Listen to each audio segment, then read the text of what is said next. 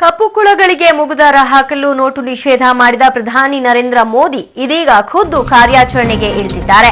Note ban ಬಳಿಕ ಬ್ಯಾಂಕ್ಗಳಲ್ಲೇ ಭಾರೀ ಅಕ್ರಮದ ವಾಸನೆ ಕಂಡು ಬರುತ್ತಿರುವ ಹಿನ್ನೆಲೆಯಲ್ಲಿ ಪ್ರಧಾನಿ ಮೋದಿ ಕೇಂದ್ರ ಹಣಕಾಸು ಸಚಿವಾಲಯದ ಮೂಲಕ ಸ್ಟಿಂಗ್ ಆಪರೇಷನ್ ನಡೆಸಿದ್ದಾರೆ.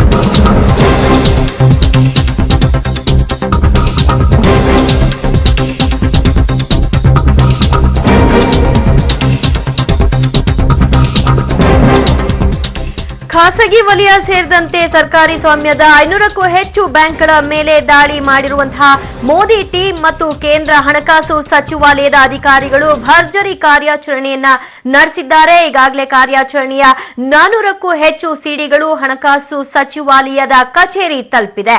ಮುಂದೆ ಕಠಿಣ ಕ್ರಮ ಕೈಗೊಳ್ಳುವ ಸಾಧ್ಯತೆ ಕೂಡ ಇದ್ದು, ಕಪ್ಪು ಕುಳಗಳಿಗೆ ಮೂಗುದಾರ ಹಾಕಲು ನೋಟ್ ನಿಷೇಧ ಮಾಡಿದಂತಹ ಪ್ರಧಾನಿ ನರೇಂದ್ರ ಮೋದಿ ಅವರ ಮತ್ತೊಂದು ಹೆಜ್ಜೆ ಇದು.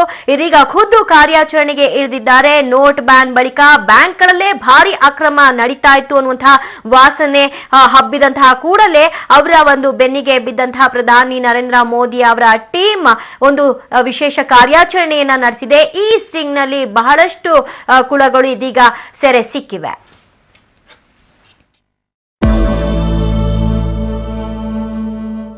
ಕರ್ನಾಟಕ ಅಷ್ಟೇ ಅಲ್ಲ, ದೇಶವೇ ಹುಬ್ಬೇರಿಸುವಂತಹ ರೋಚಕ ಸುದ್ದಿ ಅದು ಬೆಂಗಳೂರಿನಿಂದ ಬಂದದ್ದು.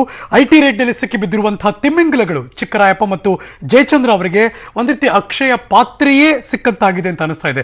ಐಟಿ ಬೆನ್ನಲ್ಲೇ ಎಸಿಬಿ ರಾಜ್ಯಾದ್ಯಂತ ಏಕಕಾಲಕ್ಕೆ 10 ಕಡೆ ನಡೆಸಿದಂತಹ ದಾಳಿಯಲ್ಲಿ ಚಿಕ್ಕರಾಯಪ್ಪ ಮತ್ತು ಜಯಚಂದ್ರಗೆ ಸೇರಿದ 100 ಕೋಟಿ ಬೇನಾಮಿ ಆಸ್ತಿ ಸಿಕ್ಕಿದ್ದು, ಒಟ್ಟಾರೆ ಈ ಭ್ರಷ್ಟರ ಆಸ್ತಿ 250 ಕೋಟಿ ಮೀರಿದೆ. ಈಗೊಂದು ಬ್ರೇಕಿಂಗ್ ನ್ಯೂಸ್ ಬರ್ತಾ ಇದೆ, ಏನು ಅಂತ ನೋಡೋಣ ಬನ್ನಿ.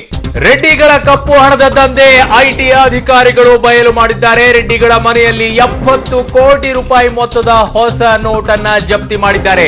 ರೆಡ್ಡಿಗಳ ಬುಡಕ್ಕೆ ಐಟಿ ಬಿಸಿ ನೀರನ್ನ ಇಟ್ಟಂತಾಗಿದೆ.